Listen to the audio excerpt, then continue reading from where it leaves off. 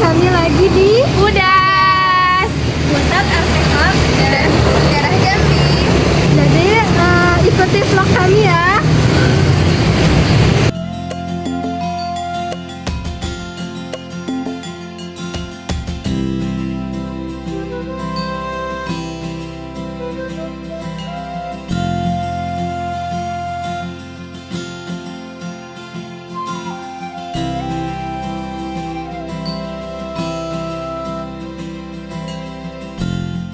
Assalamualaikum Ibu. Waalaikumsalam warahmatullahi wabarakatuh. Izin Ibu, di sini kami ingin mewawancara Ibu tentang masuknya Islam ke Jambi ini.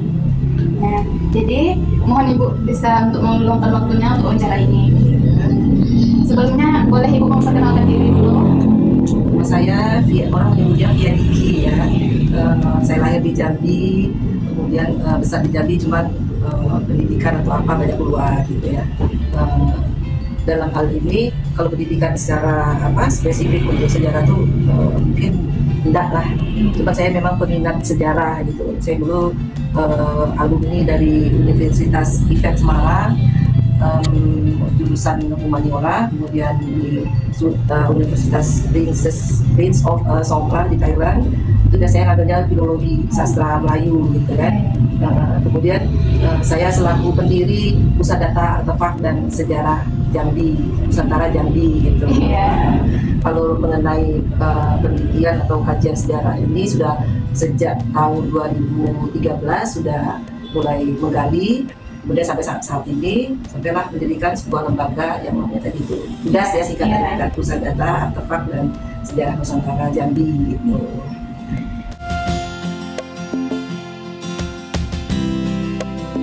Nah, tadi kan sudah memperkenalkan diri tuh Bu. Sekarang kami mau tanya ini, awal masuk Islam ke Jambi ini pada tahun berapa? Terus tanggapan orang Jambi ini pada awal masuknya Islam bagaimana? Apakah ditolak atau menerima atau gimana Ibu? Kalau untuk tahun berapa Islam datang ke Jambi atau kedatangan Islam ke Jambi ini kemungkinan gitu ya. Kalau melihat dari sisi bukti arkeologis yang ada di Jambi itu awal-awal Islam sudah menyebar ke seluruh dunia gitu ya. Kemungkinan itu pada masa sahabat-sahabat Nabi masih hidup, itu sekitar tahun 670-an atau pertengahan abad ke-7 ya. Itu sudah masuk. Itu bukti tersebut memang sudah ada, karena begini, sebelumnya itu pedagang dari Persia, dari Arab, dari Timur Tengah itu sudah jauh sebelum Masehi sudah masuk ke Jambi gitu ya. Jadi sudah masuk ke Jambi, apalagi setelah itu Jambi kan sebagai pusat peradaban Buddha yang ada di dunia gitu ya. Itu terus pusat perdagangan juga, perdagangan rempah-rempah, kemudian perdagangan tempat belajar juga gitu, pengetahuan segala macam. Ini kan adanya kawasan percandaian yang ada di Muara Jambi. Nah itu sebagai tempat pendidikan berbagai ilmu, bukan ilmu Buddha saja, tapi juga ilmu yang lain seperti misalnya astronomi, kemudian biologi gitu kan, kemudian ilmu-ilmu agama yang lain gitu. Jadi awal masuknya Islam itu memang sudah ada ketika sahabat Nabi masih hidup gitu. Jadi pas penyebaran agama Islam lah ke seluruh dunia, termasuk ke China, ke Asia Timur, sampai ke Indonesia, ke Jambi gitu. Berarti sudah lama sekali. Lama sekali dan penerimaan orang Jambi terhadap Islam itu sangat mungkin diterima dengan baik gitu ya. Karena apa? Karena budaya kita ini hampir-hampir mirip dengan ajaran agama Islam. Seperti misalnya contohnya dalam penyelenggaraan jenazah. Dulu masyarakat Melayu itu memiliki penyelenggaraan jenazah yang dimasukkan ke dalam kubur gitu, di tanah gitu kan, diletakkan di dalam tanah. Sama seperti kita orang Islam. Beda dengan orang Buddha dan orang Hindu. Orang Buddha kan ini jenazahnya dibakar, kemudian dimasukkan ke dalam stupa, terus disimpan dalam kunci kecil itu kan, yang buli-buli itu terus baru disimpan gitu kan di dalam stupa. Kalau orang Hindu itu, kalau orang Hindu itu dibakar juga sama, cuman abunya dilarungkan, maksudnya ke sungai, ke sungai, abunya itu seperti kayak di Sungai Gangga itu, dia kan dilarungkan ke dalam sungai atau laut gitu. Nah ini dibuktikan juga tuh, ada nama daerah di Merlung itu namanya Sungai Pengabuan. Nah Pengabuan itu abu jenazah itu dilarungkan pada masa waktu dulu kan, ketika orang masyarakat Melayu itu apa namanya itu kepercayaan itu. Nah kalau orang masyarakat Melayu sendiri itu dia berkubur, bukannya diabukan atau dibakar gitu, berkubur. Dibuktikan dengan adanya peninggalan orang moyang kita itu tempayan kubur. Tempayan kubur itu dibuatlah itu kayak semacam kunci besar, kemudian manusianya yang ketiga itu dimasukkan ke dalam tempayan seperti didudukkan begitu, terus dikubur gitu. Kemudian ada bekal kuburnya, yaitu bekal kuburnya itu benda-benda kesayangannya itu kan dimasukkan lagi ke dalam itu tempayan, kemudian dimasukkan juga ke dalam itu namanya bekal kubur. Nah kalau manifestasi daripada orang agama Islam itu sama kan, kita kan dikuburkan di dalam di dalam tanah, kemudian jenazah itu dikuburkan sama dengan bekal kuburnya. Apa bekal kuburnya? Amal dan ibadah. Jadi lebih simpel gitu. Jadi makanya penerimaan masyarakat Melayu Jambi khususnya dengan Islam itu sangat cepat dan sangat gitu ya, sangat gampang diterima ajaran agama Islam. Berarti dulu nggak ada penolakan Ibu ya? Sepertinya tidak ada penolakan, karena Islam itu kan mengajarkan cinta damai gitu kan, kasih sayang, cinta damai, dan tidak langsung mempengaruhi atau memaksakan kehendak ajaran Islam untuk dianut oleh masyarakat setempat gitu.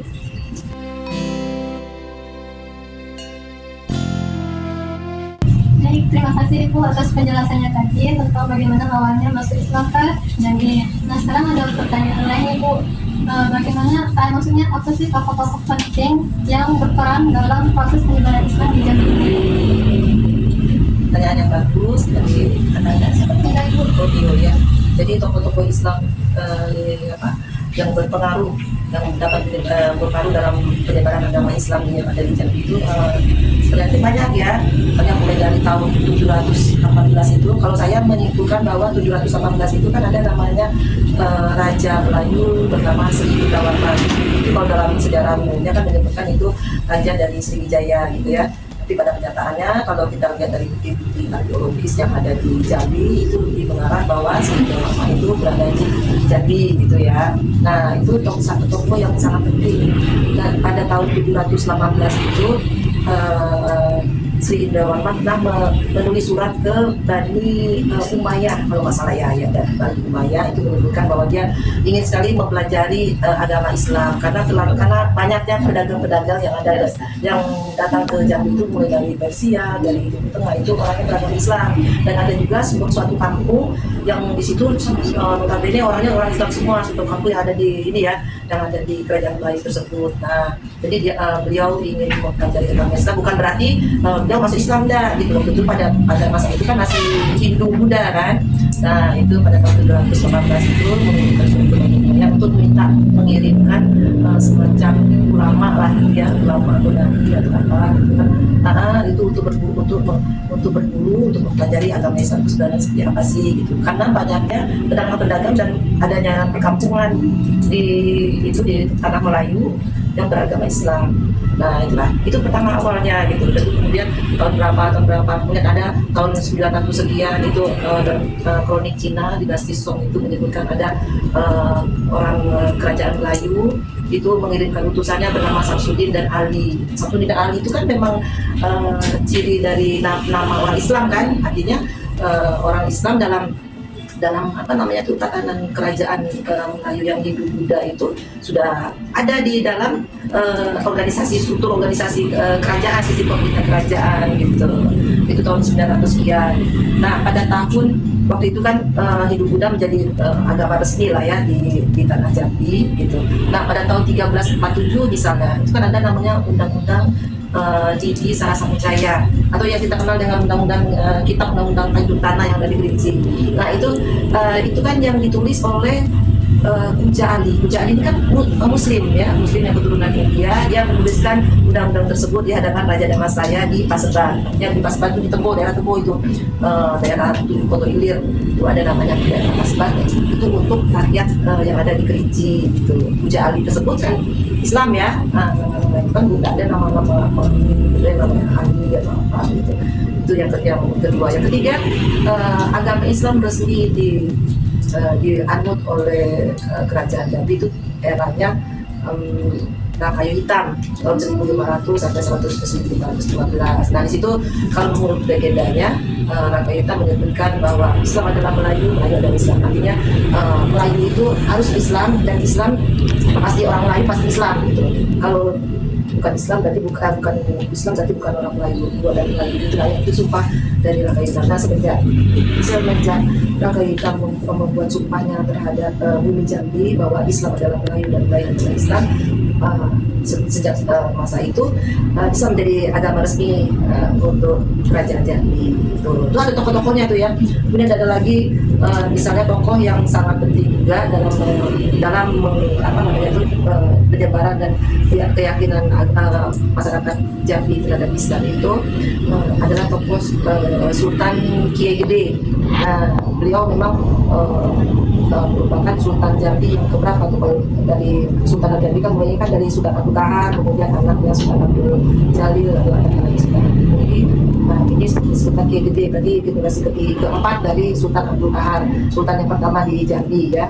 Nah itu menyebutkan bahwa dalam undang-undang dan aturan-aturan yang beliau buat itu banyak menjadikan kembali Islam harus tegak di bumi Jambi gitu. Nah, itu kan kayak gitu. Kemudian ada sultan yang lain kayak Sultan Sri Maharani Batu dan sampai ke Sultan Taha. Nah pada saat Sultan Taha lebih ini lagi Jambi gitu kan, karena namanya itu ajaran Islam lebih ditingkatkan lagi, lebih kaji dan dianut oleh Jambi pada masa Kesultanan Jambi di bawah pimpinan Sultan Taha. Banyak dia melahirkan ulama-ulama Jambi ini pada era Sultan Taha, misalnya seperti ulama-ulama yang ada di seberang itu kan banyak tuh dari Sultan Taha itu, dari Sultan Taha ini kan tinggalnya kan di Teluk Rendah.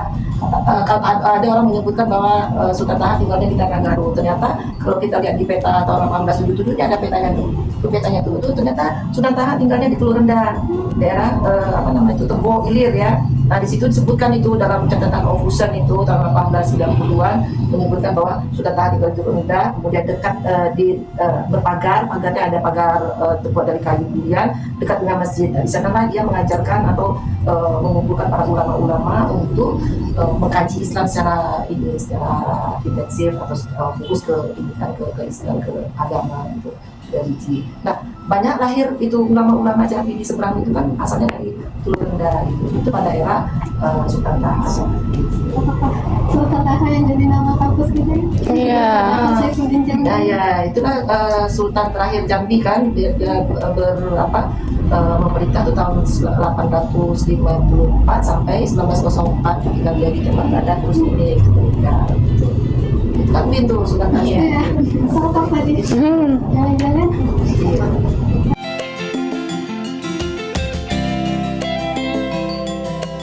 Tadi menarik sekali ya Bu penjelasan Ibu tentang siapa saja tokoh-tokoh yang ada di Jambi ini. Nah selanjutnya tuh Ayu mau nanya ke Ibu. Nah menurut Ibu itu gimana perbedaan awal mula Islam masuk ke Jambi dengan perkembangan Islam modern pada saat ini? Kalau apa namanya perbedaan itu ya sangat sangat jauh sekali. Kalau dulu kan kita masih ada pengaruh-pengaruh Hindu Buddha dan agama yang dianut agama orang Melayu zaman dulu Islam ya, itu masih ada pengaruhnya misalnya tentang itu mandi tradisi apa gitu yang kita zaman dulu tidak ada di dalam Islam gitu kan, masih ada ininya. Kalau sekarang ini sudah alhamdulillah itu di Jambi ini ajaran Islam itu memang betul ajaran Islam yang para ulama yang pertama mempelajarinya di Mekah, di Yaman gitu kan. Ini dibuktikan banyaknya orang-orang Islam yang orang dari Habaib, kalangan Habaib masuk ke Jambi. Itu dibuktikan dengan ini, ada kampung Arab lain itu yang ada di sebelah kota Jambi itu kan, itu orang-orang ini semua kan orang-orang Habaib dan orang-orang keturunan Arab semua situ. Ada juga kan yang Habib Husin Baramba itu yang terkenal kan. Nah, kemudian ada Pangeran Wirokusumo yang merupakan anak menantu dari Sultan Ahmad Nazaruddin ya. Nazaruddin yang ada di Wirokusumo itu menantunya itu Pangeran Wirokusumo itu nama ininya kan Said Idrus Al-Jufri, orang dari tanah Arab Yaman. Jadi Islam itu perkembangannya memang betul insya Allah murni lah dari ajaran yang sudah Rasulullah minta ke Indonesia, terutama di Jambi.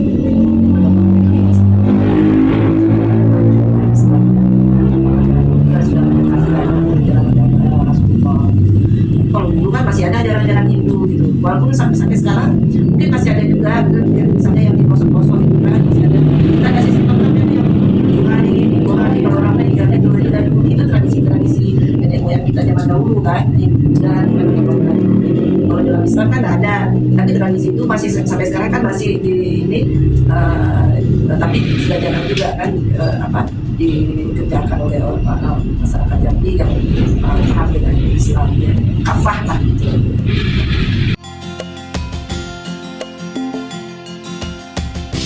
Terima kasih Bu, Ibu sudah mau menjelaskan tentang proses masuknya Islam di Jambi dan apa perbedaan Islam yang dulu dan sampai sekarang, dan siapa aja tokoh yang berperan penting. Nah Ibu, untuk terakhir nih, apa pesan yang ingin disampaikan terhadap muda-mudi seperti kami ini tentang pentingnya mempelajari sejarah Islam di Jambi ini?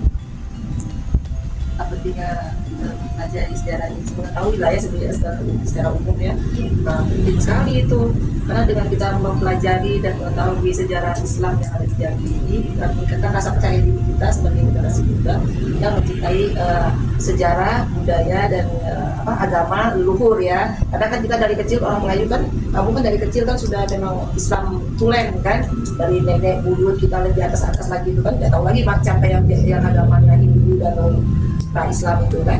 Yang jelas kita tahu ya bahwa kita lahir sudah Islam. Nah, lebih mencintai dan lebih bertakwalah kepada agama atau kepada Tuhan kita, Tuhan Allah, dan ajaran dari agama Rasulullah itu memang benar-benar kita kerjakan dan kita laksanakan. Dan dengan demikian ya kita bakal menjadi pribadi generasi muda yang berkepribadian luhur, dan semua yang kita lakukan itu demi kebaikan gitu. Pokoknya cintailah sejarah, budaya dan agama, itu prinsipnya.